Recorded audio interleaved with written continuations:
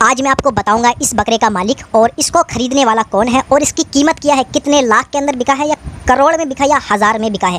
पहले आप इस बकरे का इतिहास जान लो। गाइस, इस बकरे ने अपने मालिक के साथ इतनी वफ़ादारी निभाई है जितना कुत्ता अपने मालिक के साथ वफ़ादारी निभाता है। जब गाइस इस बकरे को पता लगा कि मैं अपने मालिक से रुखसत होने वाला हूँ, मतलब अपने मालिक को छोड़कर जाने वाला हूँ, तो गाइस इस बकरे ने अपने मालिक के गले में गला डालकर इतना रोने लगा तो लोगों ने इसकी वीडियो बना के सोशल मीडिया पे अपलोड कर दी। जब अपलोड कर दी तो गाइस ये वीडियो वायरल हो गई, मिलियन में चली गई।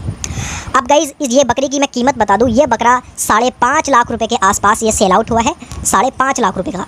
बाकी आप इसकी एक बार हेल्थ चेक कर सकते हो, कितना भारी भरकम है। और जो उसका वज़न बताया जा रहा है कम से कम 450 किलो बताया जा रहा है इसका ज़िंदा वज़न। और आप जो इसकी मैं आपको नस्ल बता दूँ, ये एक पंजाबी बीटल नस्ल का बकरा है। और गाइज़ आप इस बकरे की खूबसूरती भी देख सकते हो, कितना अच्छी नस्ल का है। और जो ये बकरा बिका है राजस्थान के एक गांव है, वहाँ ये बकरा बिका है।